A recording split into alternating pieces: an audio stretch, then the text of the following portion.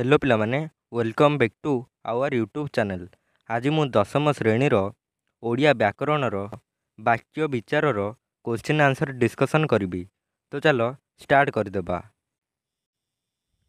प्रश्नावली एक number question देला वाक्य काहाकू कुहा जाए उदाहरण सह दर्शाह। आमे पाठ भितर ही आंसर काढ़ा। देख एक बा एकाधिक पद मिलित होई मनर भाव को संपूर्ण रूपे परिप्रकाश कले ताहाकू वाक्य कहिबा।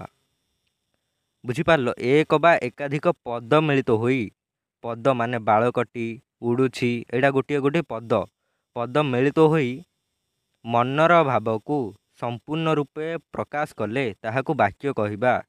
एटा डेफिनेशनटा लिखिदब आ उदाहरण एटा लिखिदब। देख बालकटी दौड़ुछि नले गोटे लिखिब सबिता गीत गाउछि नले लिखिब गछटी निआरे पोड़ीगला। एमती लिखिदब एक नंबर क्वेश्चनटा। दुई नंबर क्वेश्चन कौन कहला सार्थक वाक्यर की लक्षण थाए। गोटे सार्थक वाक्यर माने गोटे पूरा संपूर्ण रूपे परिप्रकाश करुथुबा तार की लक्षण थाए तमे माने पढ़िथिब।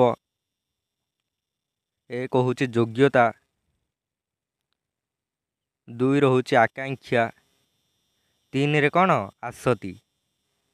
यही तीन टा सार्थक वाक्य पाई लक्षण गुड़ाक रहिबा निहाती आवश्यक। तीन नंबर क्वेश्चन देला वाक्यर योग्यता कहिले कौन बुझाए प्रकाश कर।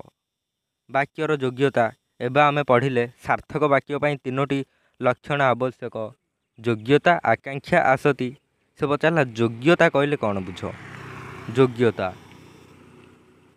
आर डेफिनेशन फास्ट तुम लिखिदब वाक्य व्यवहार करा जाइथिबा पद गुड़िकर पारस्परिक संबंध को योग्यता कहा जाए।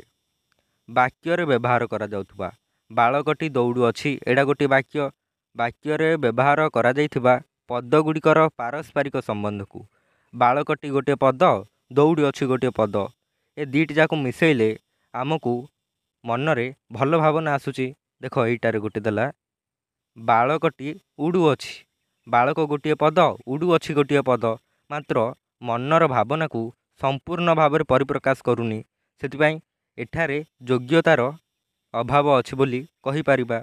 सेथिपाई तार डेफिनेशनटा लिखिदब आ उदाहरण रे बालकटी दौड़ुछि नले सबिता गीत गाउछि लिखिपार। 4 नंबर को जिबा। 4 नंबर क्वेश्चन आसती कौन उदाहरण सह दर्शाओ। देखिबा आसती देख वाक्य थिबा पद योजना बा सौंदर्य हेउची आसती। एटा सर्ट फॉर्म रे जदि कहबा जदि बॉर्डर लिखा चाहूच ताहले एइठा लिखिदब एहा द्वारा कहा पर केउ पद रहिले ताहा वाक्यर भाव को स्पष्ट भाव में प्रकाश करिब ताहा बुझाए। आसती को मध्य पद विन्यास मध्य कहा जाए। क्वेश्चन एमिति मध्य आसे आसती को बा आसतीर अन्य नाम कौन आंसर लिखिब पद विन्यास। आमर क्वेश्चन रे देइछि कि आसती कहिले कौन बुझ। आसती लिखिदब कि वाक्य थिबा पद योजना बा सौंदर्य को।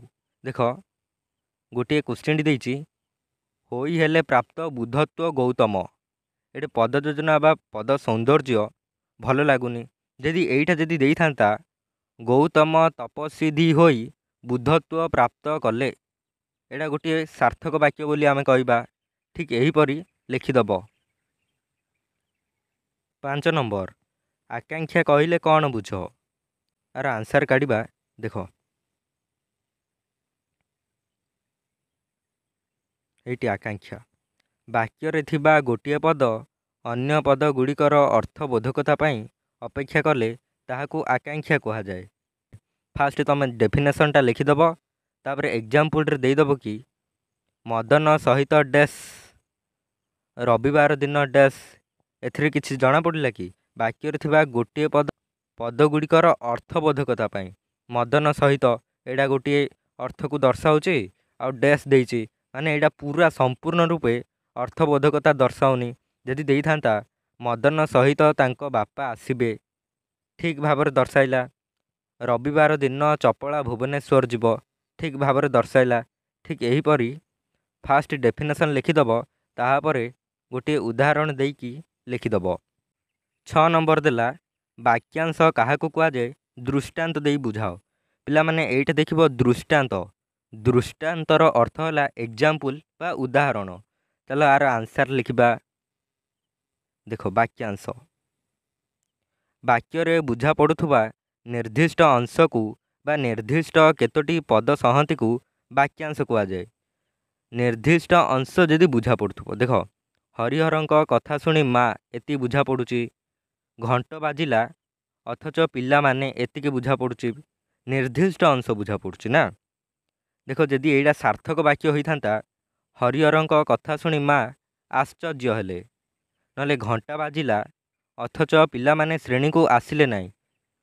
ଯଦି ଆନ୍ସାର ଲେଖିବ ତାହେଲେ ଆର ଡେଫିନେସନ୍ଟି ଲେଖିଦେବ ଆଉ ଆର ଗୋଟିଏ ଏକ୍ଜାମ୍ପଲ୍ ଦେଇଦେବ। ତାପରେ ଯିବା 7 ନମ୍ବର, ଖଣ୍ଡବାକ୍ୟ କାହାକୁ କୁହାଯାଏ। ଦେଖ ଖଣ୍ଡବାକ୍ୟ, ସମସ୍ତ ବାକ୍ୟର ସମାପିକା କ୍ରିୟା ଯୁକ୍ତ ଅଂଶଟିକୁ ଖଣ୍ଡବାକ୍ୟ କୁହାଯାଏ। ସମାପିକା କ୍ରିୟାଯୁକ୍ତ ଅଂଶ, ଦେଖ ଗୋଟିଏ ଏକ୍ଜାମ୍ପଲ୍ଟି କାଢ଼ୁଛି, ତୁମେ ବୁଝିଯିବ। ହରିହରଙ୍କ କଥା ଶୁଣି ମା ଆଶ୍ଚର୍ଯ୍ୟ ହେଲେ। ଆଶ୍ଚର୍ଯ୍ୟ ହେଲେ ହେଉଛି, ଏଇଟା ହେଉଛି ସମାପିକା କ୍ରିୟା। ଏଠି ଦେଖ ସମାପିକା କ୍ରିୟା। ଏହାର ଆନ୍ସାର ଲେଖିବ କି ଫାଷ୍ଟ ଡେଫିନେସନ୍ଟା ଲେଖିଦେବ। ସମସ୍ତ ବାକ୍ୟର ସମାପିକା କ୍ରିୟାଯୁକ୍ତ ଅଂଶଟିକୁ ଖଣ୍ଡବାକ୍ୟ କୁହାଯାଏ। ଏଇଟା ହିଁ ଲେଖିଦେବ ଆଉ ଏକ୍ଜାମ୍ପଲ୍ରେ ଏଇଟା ଦେଇଦେବ। ହରିହରଙ୍କ କଥା ଶୁଣି ମା ଆଶ୍ଚର୍ଯ୍ୟ ହେଲେ, ନହେଲେ ଘଣ୍ଟ ବାଜିଲା ଅଥଚ ପିଲାମାନେ ଶ୍ରେଣୀକୁ ଆସିଲେ ନାହିଁ। ଏଇ ଦୁଇଟାରୁ କେଉଁଟା ମଧ୍ୟ ଲେଖିଦେବ। 8 ନମ୍ବର ଦେଲା ବାକ୍ୟ ଓ ଖଣ୍ଡବାକ୍ୟ ମଧ୍ୟରେ ପାର୍ଥକ୍ୟ ଦର୍ଶାଅ। ବାକ୍ୟ କହିଲା କି ଏକ ବା ଏକାଧିକ ପଦ ମିଳିତ ହୋଇ ମନର ଭାବକୁ ସମ୍ପୂର୍ଣ୍ଣ ରୂପେ ପରିପ୍ରକାଶ କଲେ। ଆଉ ଖଣ୍ଡବାକ୍ୟ କ'ଣ କହିଲା, ସମସ୍ତ ବାକ୍ୟର ସମାପିକା କ୍ରିୟାଯୁକ୍ତ ଅଂଶଟିକୁ ସମାପିକା କ୍ରିୟା ଦେଲା। ଫାଷ୍ଟ ପଏଣ୍ଟ ହେଇଗଲା ସମାପିକା କ୍ରିୟା। ଆଉ ସେଥିରେ ତାର ଡେଫିନେସନ୍ଟା ଲେଖିଦେବ, ଏଥିରେ ଡେଫିନେସନ୍ଟା ଲେଖିଦେବ, ଆଉ ତାଏର ଗୋଟିଏ ଏକ୍ଜାମ୍ପଲ୍ ଦେଇଦେବ, ଆଏର ଗୋଟିଏ ଏକ୍ଜାମ୍ପଲ୍ ଦେଇଦେବ। ହେଲା, ପାର୍ଥକ୍ୟ ଦର୍ଶାଅ ହେଇଯିବ। 9 ନମ୍ବର ଦେଲା ବାକ୍ୟ ପାଇଁ ଆକାଂକ୍ଷାର ଆବଶ୍ୟକତା କିପରି ଅଛି ଉଦାହରଣ ସହ ଦର୍ଶାଅ। ଆକାଂକ୍ଷା ପିଲାମାନେ ଏଇଟା ନ କଲେ ମଧ୍ୟ ହେବ, କାରଣ ନା ଆମେ 5 ନମ୍ବରରେ ଆକାଂକ୍ଷା ବିଷୟରେ ପଢ଼ି ଦେଇଛେ। ସେଥିପାଇଁ ଏଇଟା ତୁମେ ଛାଡ଼ିପାରିବ। ପିଲାମାନେ ଯଦି ଭିଡ଼ିଓଟି ଭଲ ଲାଗେ ତାହେଲେ ଲାଇକ୍, ସେୟାର, ସବସ୍କ୍ରାଇବ୍ କରିବାକୁ ଭୁଲିବ ନାହିଁ। ରହୁଛି, ଧନ୍ୟବାଦ।